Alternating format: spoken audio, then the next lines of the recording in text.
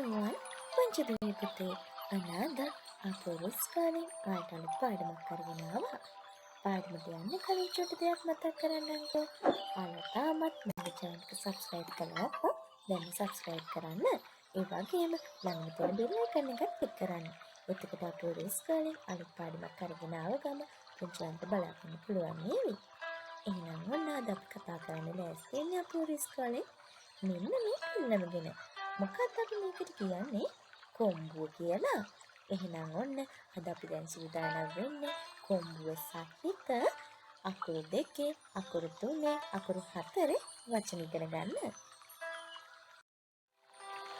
එහෙනම් පුංචි දුවේ පුතේ කොම්බුව සහිත අකුරු 2 වචන ඉගෙන ගන්න කලින් මම ඔයාලට මතක් කරන්නම්කෝ.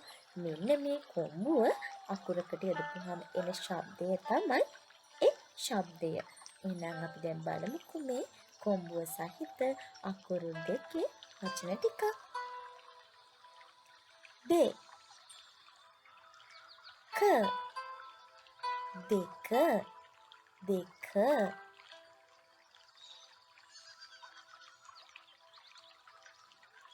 බෙලි,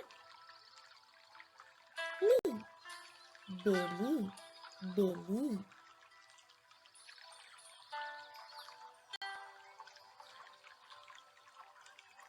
වෙල, වෙල, වෙල,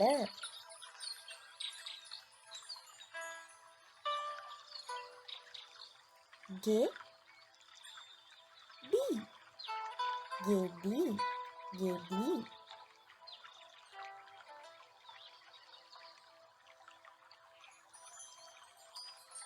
දෙහි, දෙහි, දෙහි. ඔන්න ඔය විදිහට අකුරු 2 කොම්බුව සහිත වචන අවසන් වුණා.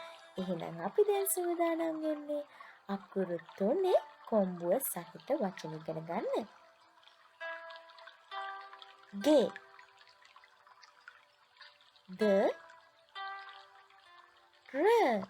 ගෙදර, ගෙදර,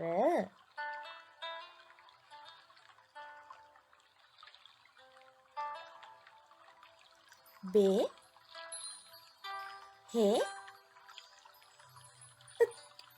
බෙහෙත්, බෙහෙත්,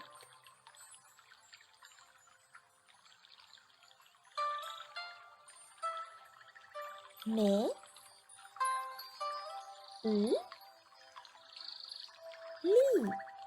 නෙලි, නෙලි,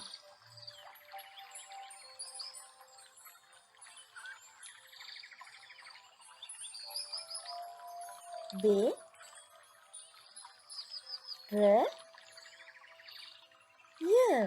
බෙරය, බෙරය,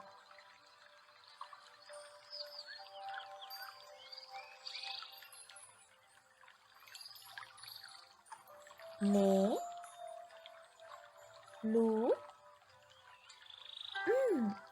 නෙළුම්, නෙළුම්.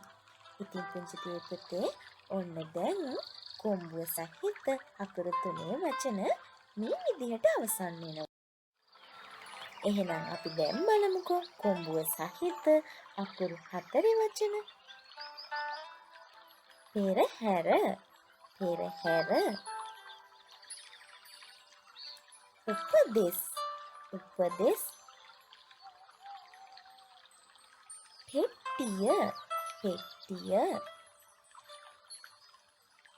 වෙහෙසෙන, වෙහෙසෙන, වෙදදුරු, වෙදදුරු. එහෙනම් පුංචි දුවේ පුතේ මෙන්න මේ විදිහට කොම්බුව සහිත අකුරු 2, අකුරු 3, අකුරු 4 වචන අවසන් වෙනවා. ඉතින් පුංචි දුවේ පුතේ අපි දැන් ඔන්න කලින් කිව්වා වගේ අකුරකට කොම්බුව යොදපුවාම එන ශබ්දය නැවත මතක් කරමුකෝ. මොකක්ද එන ශබ්දය? ඒ ශබ්දය. එහෙනම් මෙන්න මේ විදිහට අපුරුස් කාලේ තවත් අලුත් පාඩමකින් හමු වෙනකම් අදට ඔබෙන් සමුගන්නම්. වීඩියෝ එක හොඳයි නම් ආයෙ යාළුවන්ට බලන්න ෂෙයා කරන්න අමතක කරන්න එපා.